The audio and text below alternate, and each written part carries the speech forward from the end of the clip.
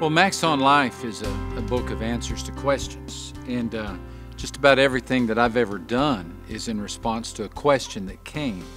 Maybe a question that came in an email, or a question that came in a letter, a question that came in a conversation, or even a phone call. I guess if I ever did anything close to a Dear Abby column, it would be a Max on Life project. And so I think it works out well because the question is offered and then the answer is given. There's a lot of questions in this world, and there's no way one book can answer them all, but 25 years of publishing has given us an opportunity to receive and answer a lot of them, and this seemed to be a good time to compile all of those questions and answers in one book.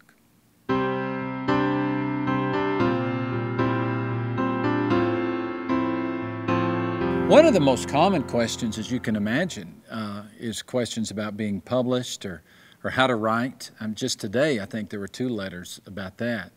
You know, questions about hope.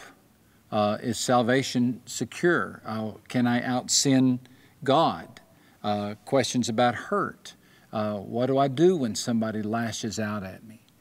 Questions about home, questions about divorce and raising children, and the best way to raise your children. Is God in favor of discipline or against discipline? One of my favorite sections we simply called Him, Her. Relationships between men and women, about dating, about marriage. We have a pretty extensive section about sex, premarital sex, and questions that have come in on the whole area of sexuality. And then a pretty extensive section at the end of the book called Hereafter. Questions about heaven, questions about hell, questions about who's going where. One of my most meaningful letters came in the form of a letter that was written by a homeless man on a Dunkin' Donuts napkin. We've received letters written on the back of a paper sack. I remember one time a family whose son had died in a helicopter crash in the military in Europe sent us a copy of the book 6 Hours One Friday that had been retrieved from his suitcase that had survived the crash, and they sent a letter along with it.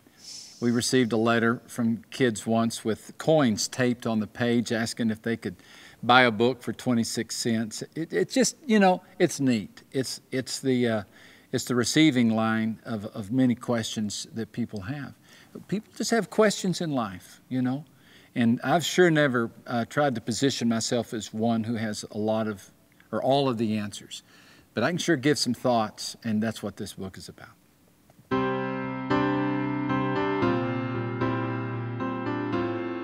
Well, this being the 25th year of our publishing, gave us an opportunity to reflect back on all the different ways that God has used our books through the years. I believe that there are many things that excite me about that. If there's one that works its way to the top, it would be the translations into the multiple languages that the books have had. My earliest desire after I became a Christian was to become a missionary. And God allowed me to do that for about 5 years. And then when I felt the call to come back to the States, I remember wrestling with, well, what about the desire that I had to go into the whole world?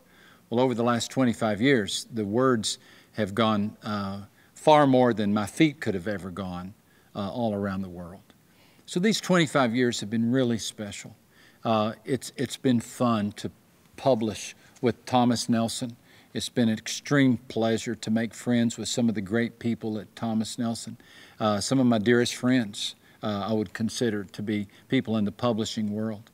The bookstores have always been phenomenal, been friendly. And I'm not one that's too big on nostalgia, because I'm not sure nostalgia is always accurate. Things always look better looking back than they really were when you were living in them. So I try not to look back too much, but I do think at 25 years, that's a good mile marker to look back and say, thanks a lot, everybody. Thanks all the people who have had a hand in this from the very beginning. Thanks for letting me have a chance to do this. And my prayer is that we can do it again for another 25 years.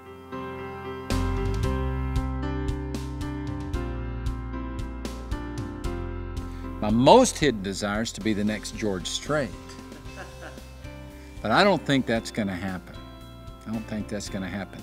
Of course, probably George Strait says, my most hidden desire is to be Max Lucado.